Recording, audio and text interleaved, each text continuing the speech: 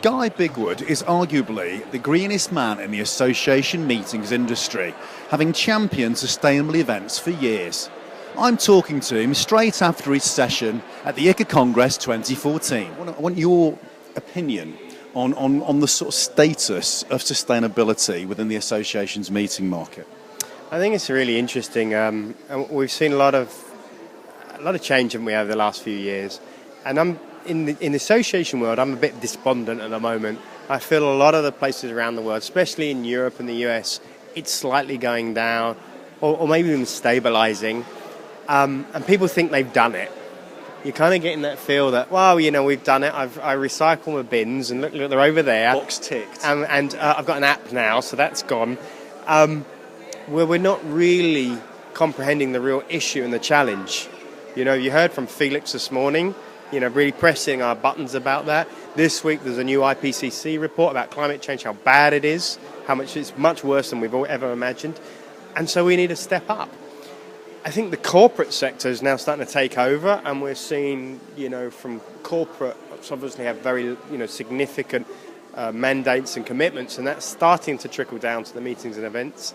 And we have companies such as Oracle or Symantec, big brands like that who really starting to get, that they need to do something. But there's also a lot of benefits that they didn't really understand about that earlier.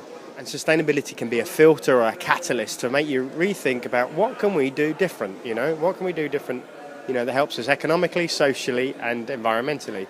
So we just had this fantastic session earlier where we had Padova, who were talking about what they do there at the main venue, which is, is run by a catering company, and that venue, needs to produce food. So what they've done is do a joint venture with the prison. In the prison, a third of their work or their employees are prisoners, and they're making the food. They make the cakes, they make the chocolate, they're making the food, and then it's shipped out like any other kitchen. So you think about that. They're helping people that didn't have a chance. The normal reoffending rate for a prisoner is about 90%. Their reoffending rate is 2%. Wow. So transforming society, it's a cheaper business model. They're more competitive, so they make more money, so they're happy, but their clients are happy because it's a better business model. And, what a story to tell, so the PR impact. So there's a social thing.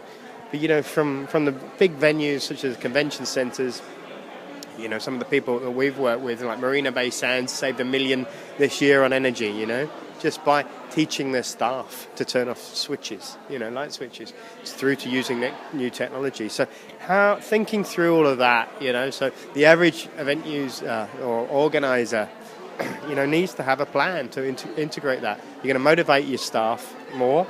You're going to reach out to your clients more. You're going to be more in line with compliance, as we know now. Mm-hmm. For our corporates, compliance is much more a bigger issue. Yeah. So ethics and social stuff, labour, human rights, and obviously environmental commitment. If you want to close a business now with Novartis or any one of those, their procurement team are looking at that.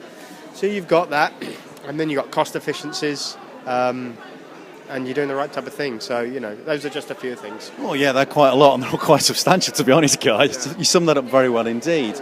Now, there's one thing saying we want to do it. There's another thing doing it. Now, I know you're heavily involved in the Green Meetings Industry Council. Is that a good place to start? I think so, definitely. I mean, as you said, we have behaviour and we have attitude. So the attitude, 70-80% or our clients, 100% said they want to do it. The behaviour, we know about 30% of our clients are doing something at the moment, or about 40% are doing something now. But if we look at that 3 years ago, it was 11%. So change is happening, but it's still a big gap. And that gap is because people think it's too expensive, it's too difficult, and they don't know how to do it. So it's up for you as a media company to help us share the message about people like me and the people that are doing this, to make this simpler, easier, and and just to make it so it can happen.